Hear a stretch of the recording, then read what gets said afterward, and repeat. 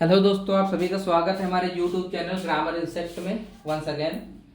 और आज का हमारा टेंस है फ्यूचर परफेक्ट कंटिन्यूअस टेंस, जो कि टेंस से रिलेटेड जो है ये सबसे लास्ट टेंस है।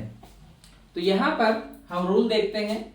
जिस वाक्य के अंत में रहा होगा, रही होगी, रहे होंगे और साथ में समय आ जाए उसे हम फ्यूचर परफेक्ट कंटिन्यूअस टेंस कहते हैं।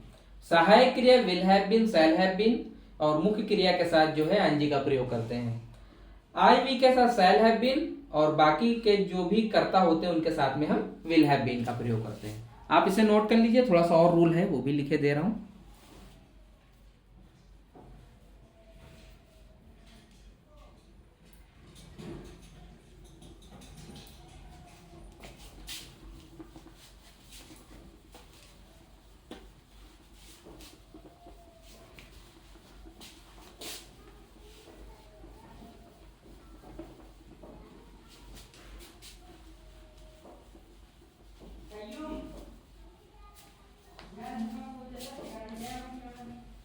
इसमें से की अंग्रेजी, इसमें से की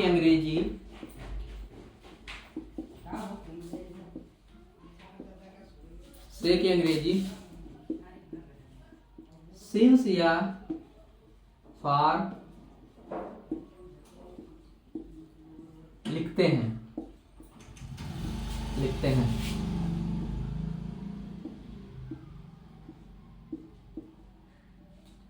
निश्चित समय के लिए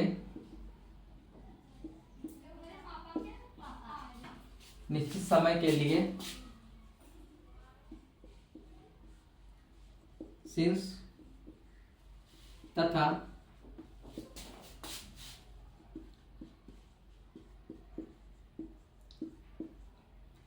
अनिश्चित समय के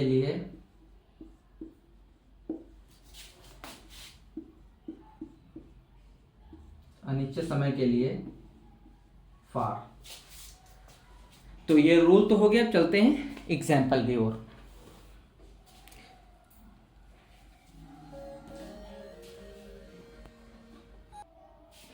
यहां पर हमने दो एग्जाम्पल लिए हैं।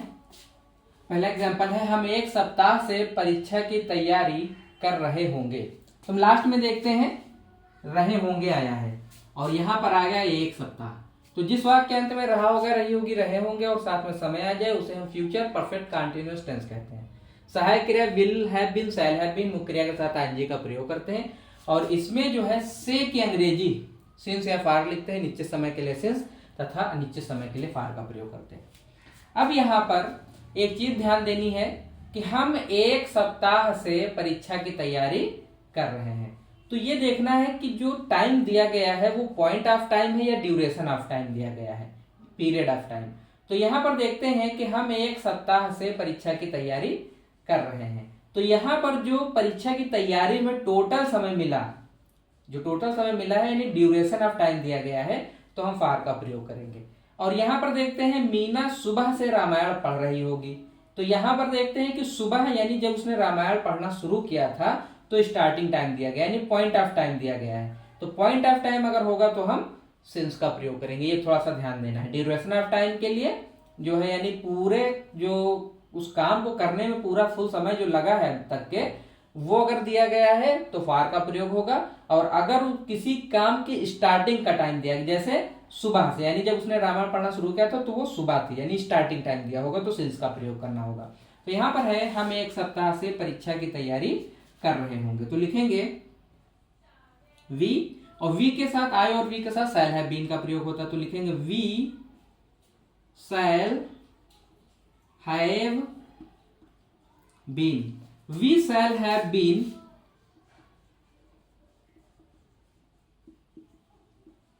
preparing for the exam.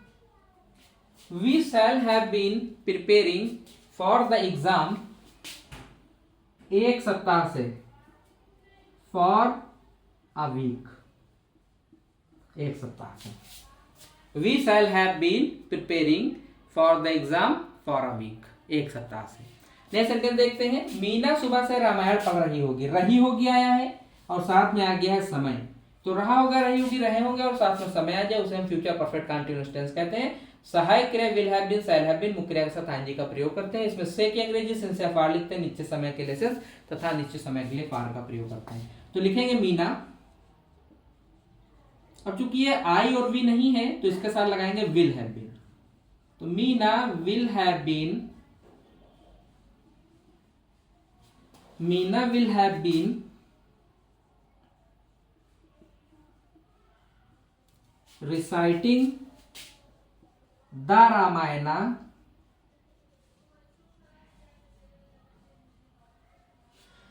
Meena will have been reciting the Ramayana सुबह से, since morning, since morning। पूरा सेंटेंस बनेगा, Meena will have been reciting the Ramayana since morning। चलते हैं नेक्स्ट सेंटेंस की ओर। नेक्स्ट सेंटेंस हमारे पास है दो, तुम 1 माह से उसकी प्रतीक्षा कर रहे होगे। दूसरा सेंटेंस है, रेखा शाम से टीवी देख रही होगी। तो यहां पर हम देखते हैं कि रहे होगे आया है और साथ में आया है 1 माह यानी समय। तो रहा होगा, रही होगी, रहे होंगे और साथ में समय आ जाए, उसे हम फ्यूचर परफेक्ट कंटीन्यूअस टेंस कहते हैं। इसके बाद देखते हैं दूसरा सेंटेंस, रेखा शाम से टीवी देख रही होगी, इसमें भी आया है रही होगी और साथ में आ गया समय, शाम। तो रहा होगा, रही होगी, रहे होंगे और साथ में समय आ जाए, उसे हम फ्यूचर परफेक्ट कंटीन्यूअस टेंस कहते हैं। अब यहां पर हम देखते हैं कि तुम 1 माह से उसकी प्रतीक्षा कर रहे हो, यानी प्रतीक्षा करने में जो टोटल समय लग रहा है, ड्यूरेशन ऑफ टाइम, वो 1 माह है। तो यहां पर हम फार का प्रयोग करेंगे। और यहां है रेखा शाम से टीवी देख रहे हो, यानी कि टीवी देखना जब उसने स्टार्ट किया था तो स्टार्टिंग टाइम दिया गया है। तो जिसमें स्टार्टिंग टाइम दिया होता है उसमें हम सिंस का प्रयोग करते हैं। तो तुम 1 माह से उसकी प्रतीक्षा कर रहे होगे, तो लिखेंगे यू, यू के साथ प्रयोग होगा विल हैव बीन। तो you will have been, you will have been waiting for her, waiting for her 1 माह से, for a month, for a month. Next sentence देखते हैं, रेखा शाम से टीवी देख रही होगी। तो रहा होगा, रही होगी, रहे होंगे और साथ में समय है, जो उसे हम फ्यूचर परफेक्ट कंटीन्यूअस टेंस कहते हैं। तो यहां पर लिखेंगे रेखा और रेखा के साथ will have been. Rekha will have been, will have been watching TV, Rekha will have been watching TV शाम से, since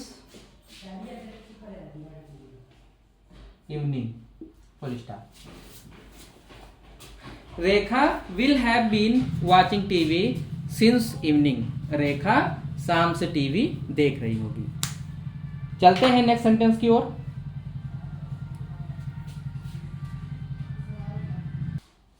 हमारे नेक्स्ट एग्जांपल है, बच्चे सुबह से शोर नहीं मचा रहे होंगे। तो लास्ट में हम देखते हैं रहे होंगे आया है और यहां पर आया है सुबह। तो रहा होगा, रही होगी, रहे होंगे और साथ में समय आ जाए, उसे हम फ्यूचर परफेक्ट कंटीन्यूअस टेंस कहते हैं। और साथ में आ गया है नहीं, तो ये फिर ये निगेटिव हो गया।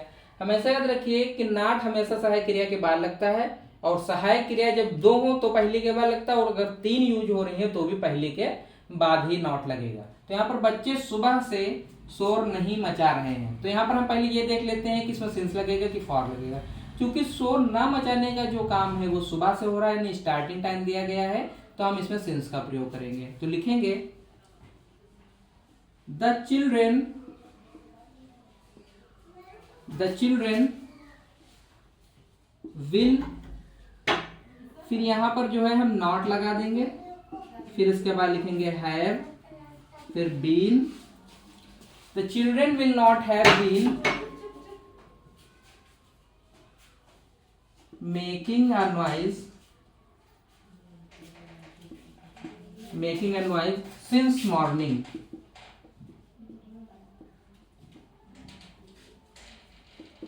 Since morning. नेक्स्ट एग्जाम्पल है राहुल 2 घंटे से पुस्तक नहीं पढ़ रहा होगा। तो यहाँ पर हम देखते हैं लास्ट में आया है रहा होगा और साथ में आ गया है 2 घंटे यानी समय। तो जिस वाक्य के अंत में रहा होगा, रही होगी, रहे होंगे और साथ में समय आ जाए उसे हम फ्यूचर परफेक्ट कंटीन्यूअस टेंस कहते हैं। और यहाँ बीच में आ गया है नहीं यानी कि निगेटिव। तो निगेटिव नॉट जो है 3 सहायक क्रियाएं यूज हो रही है, 1, 2 और 3। तो चूंकि एक साथ में यूज हो रही थी, अब यहाँ पर जब नॉट लगेगा तो पहली सहायक क्रिया के बाद जो है हम नॉट लगा देंगे। तो लिखेंगे Rahul will not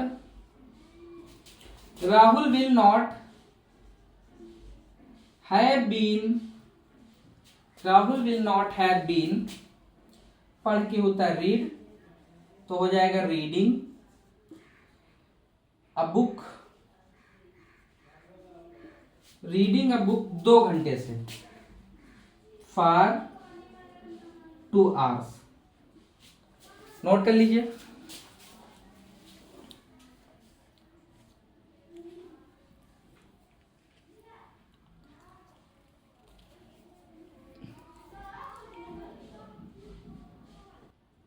next sentence है हमारे पास, वह इस मकान में 1990 से नहीं रह रही होगी। लास्ट में हम देखते हैं रही होगी आया है और यहाँ पर टाइम आ गया है। तो रहा होगा, रही होगी, रहे होंगे और साथ में समय आ जाए उसे हम फ्यूचर परफेक्ट कंटीन्यूअस टेंस कहते हैं। और इसमें आ गया नहीं तो ये निगेटिव भी हो गया है। तो यहाँ पर चूंकि आया है वह इस मकान में 1990 से नहीं रह रही होगी, यानी कि रहने की जो स्टार्टिंग टाइम थी वो हमें दी गई है। तो जब वो स्टार्टिंग टाइम दी गई होती है तो हम लोग सिंस का प्रयोग करते हैं, और जब ड्यूरेशन ऑफ टाइम दिया होता है तो फार का प्रयोग करते हैं। तो लिखेंगे शी विल, इसके बाद नॉट लग जाएगा, she will not have been, she will not have been living, इस मकान में, in this house, in this house since 1990। Next sentence देखते हैं, किसान सुबह 7 बजे से खेत नहीं जोत रहा होगा। तो रहा होगा आया है और साथ में आ गया समय। तो जिस वाक्यांश में रहा होगा, रही होगी, रहे होंगे और साथ में समय आ जाए उसे हम फ्यूचर परफेक्ट कंटीन्यूअस टेंस कहते हैं। सहायक क्रिया will have been, shall have been, मुख्य क्रिया के साथ आईएनजी का प्रयोग करते हैं। इसमें से की अंग्रेजी सिंस से फार लिखते हैं, नीचे समय के लिए सिंस तथा नीचे समय के लिए फार का प्रयोग करते हैं। अब यहाँ पर आ गया नहीं तो निगेटिव हो गया। तो लिखेंगे the farmer will not have been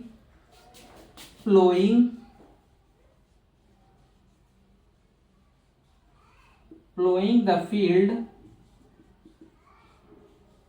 field since, क्योंकि ड्यूरेशन ऑफ टाइम दिया गया है, since 7 o'clock in the morning।